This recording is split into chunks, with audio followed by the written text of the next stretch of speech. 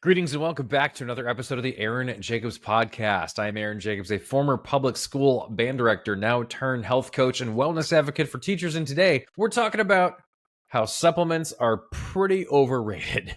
A lot of people love to seek out solutions for their problems by ordering a pill or a container of something. Obesity has continued to trend in the wrong direction in America for decades now. And yet, we look at the supplement industry revenue in 2023 was $182 billion. That's according to Garage Gym Reviews.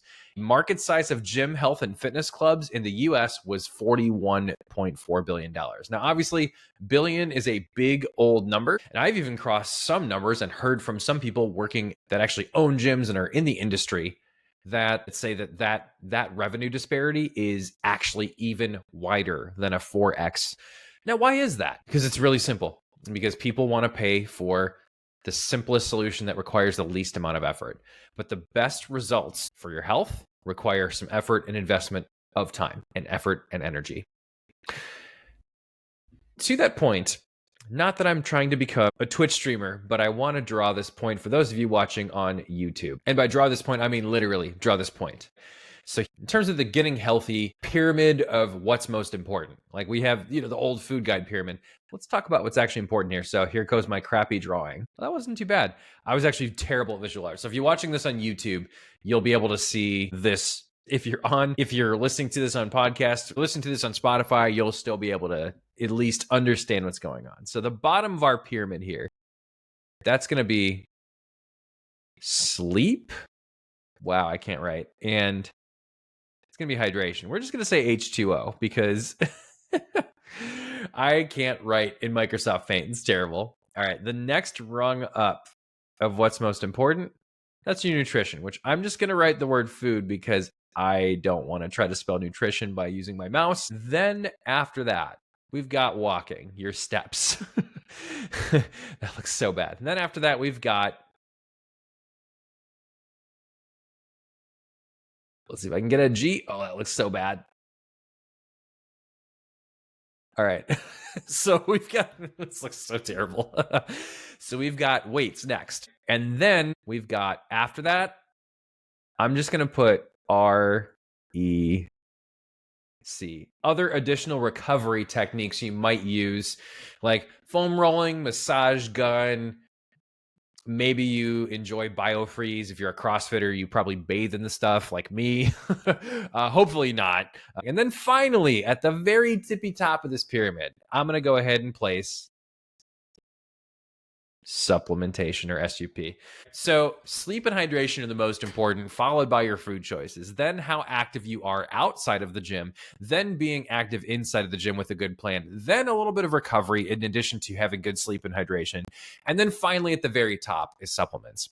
And so many people jump to the top of this pyramid when they're starting a fitness journey because a lot of times, unfortunately, they don't know any better. And it's a lot easier to spend 20, 30, 40 bucks on a jar of something that you think is going to help you rather than going in to put in the work in a real gym, making the time investment and the financial commitment to actually putting in the things that are actually going to move the needle on your health and fitness. No, I don't want to save that. Dear God, that looks so bad. So if you watch it on YouTube, hopefully that illustration helps you. But that's the hierarchy, man. And yes, some people in the fitness space, you might disagree with me on what's most important or how you break those categories up.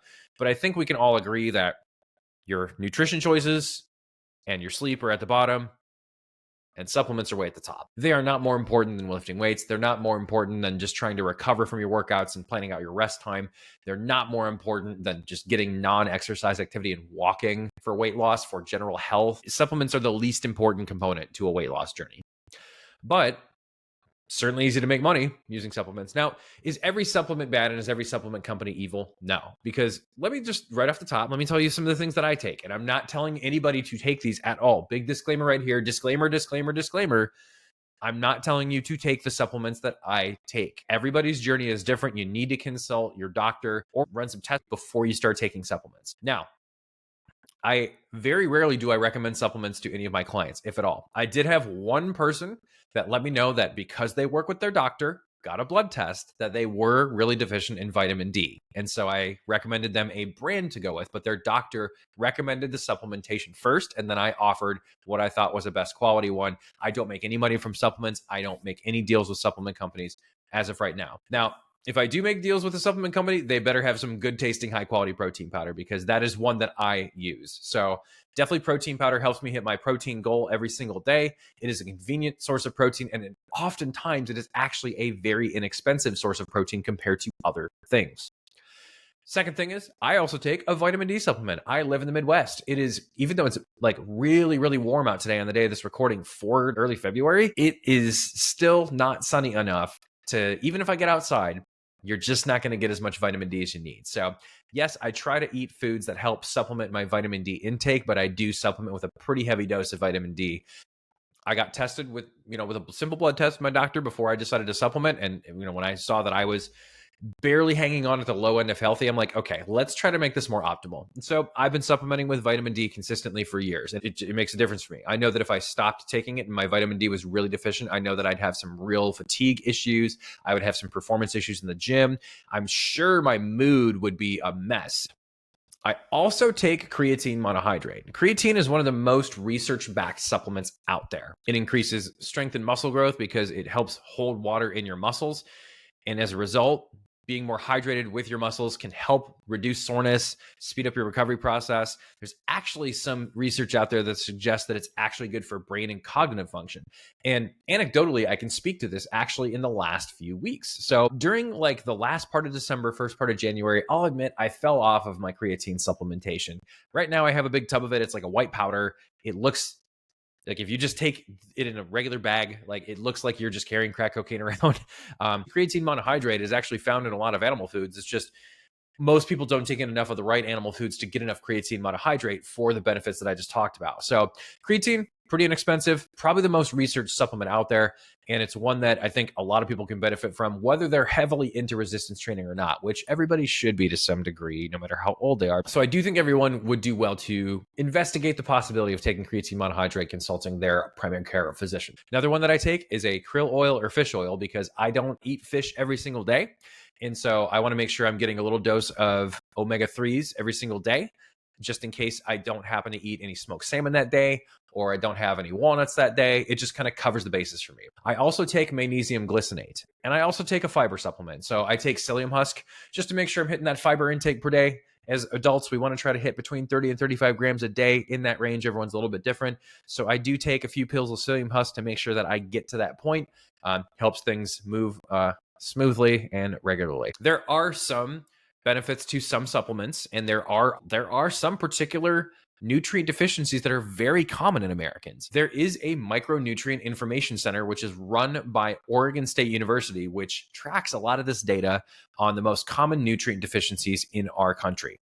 And as I've gotten into working with clients, I've noticed that based on the pictures I get from meals, some dietary choices that are made when people are first entering the program, I understand why people have hunger cravings. They'll go from very low, like not having a lot of hunger, and then all of a sudden, like, just the hunger goes crazy and it ramps up one random day. A lot of it, I think, stems from nutrient deficiencies, from not eating enough of a well-rounded diet. And so when you feel particularly ravenously hungry, your body may likely just be seeking a particular nutrient that you have not been giving it. With that being said, let's take a look at the most common micronutrient deficiencies according to Oregon State University's Micronutrient Information Center. So the top one right off the top, it's vitamin D. And they estimate that actually 96% of Americans, 96, are deficient in vitamin D. The supplement industry is not inherently evil, but we do tend to use it poorly, I think, as consumers. Vitamin D would probably be one that a lot of people could benefit from. And certainly, having lived that myself, this is something that you'll want to get a blood test. Again, with your doctor, you can get the help that you need through your primary care physician. Please make sure that you do that before you start any supplements. I'm going to keep saying that because liability, holy shit, liability. I'm trying to help people not get sued. Next one that they listed in terms of deficiencies is actually magnesium. And so that's another one that you notice. I supplement with that too. For many years while I was a teacher, I was experiencing chronic sleep issues. And as a result, I started supplementing with magnesium glycinate. And in tandem with some other routine changes to my sleep, as well as some dietary changes, I feel like it has been a positive benefit to me. And I knew that I was deficient in magnesium through, again, getting my blood drawn and getting those and getting my blood tested to see if I was deficient. Next one listed is actually vitamin A. Now, you can get vitamin A from both animal and plant-based sources. Oregon State University estimates that just over 50% of people are deficient in vitamin A. This is actually a very easy one to get. Green leafy vegetables and orange and yellow vegetables. It is so easy to not be deficient in vitamin A, but how many people are just going to go snack on carrots these days? Not as many as there should be. How many people are going to include a serving of leafy greens in their daily routine? Not enough people do. And so we are seeing the consequences of that in these micronutrient deficiencies. Next one is calcium. So good quality dairy, as well as the green leafy vegetables, will absolutely help you get your calcium intake up. And the problem is vitamin D is actually critical to help calcium absorption. And so when we're all chronically deficient in vitamin D, which that is the big one that I want to draw attention to on today's episode, you're not going to absorb as much calcium as you would otherwise. And given that we're all deficient in calcium, I don't know that you need to address the calcium deficiency directly. Some people may need to. Again, consult your doctor. This is all just general advice and things to just make you aware of a problem that could be something you need to watch out for yourself. But if we can get the vitamin D dialed in for more people, and a lot of times that is going to be through supplementation, we can address that calcium absorption as well. And lastly, I was very surprised to see that a lot of people are actually deficient in vitamin C. And vitamin C is a pretty easy one to get enough of. And actually, like, most people can eat a single kiwi and get all the vitamin C they need in one day in terms of the recommended daily amount. So when it comes to things like vitamin A, calcium, vitamin C, magnesium, it's so easy to get these things through food that just jumping right to supplementation, if you have a problem, two problems. One, you're trying to find the easiest solution possible, which usually doesn't result in the best outcomes for yourself. And two, you're not addressing the root cause of a lot of your symptoms that you feel, which is most likely to do with dietary choices and lack of good quality movement. So the message of today is no, supplement companies aren't all evil just because they make more money than gyms.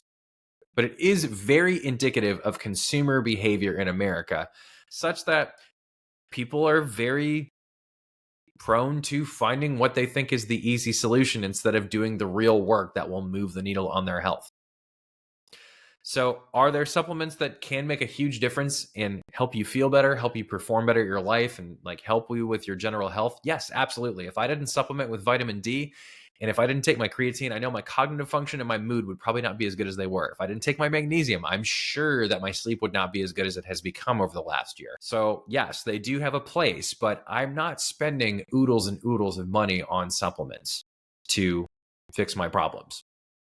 It starts with your sleep, your nutrition, moving more, and having a plan to pick up some weights.